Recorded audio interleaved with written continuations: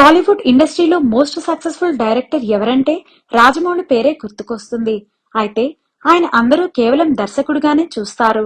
కానీ రాజమౌళి కేవలం డైరెక్టర్ మాత్రమే కాదు, మంచి నటుడు కూడా. ఆయన తీసిన సినిమాల్లో నటుడిగా కనిపించిన సందర్భాలు చాలానే ఉన్నాయి. మరి ఆ సినిమాలేవి, ఏ ఏ పాత్రలు చేశారో ఓ లుక్కేద్దాం. టాలీవుడ్ దర్శకధీరుడు రాజమౌళి క్యామియో పాత్రల్లో 8 సినిమాల్లో నటించారు. మొదటిసారి సాయి సినిమాలో వేణుమాధవ్ అనుచరుడిగా కనిపించారు. ఆ తర్వాత రెయిన్బో చిత్రంలోనూ నటించారు. అంతేకాకుండా ఆయన డైరెక్షన్ లో రామ్ చరణ్ మగధీర అనగనగా పాటలో క్యామియో ఇచ్చారు.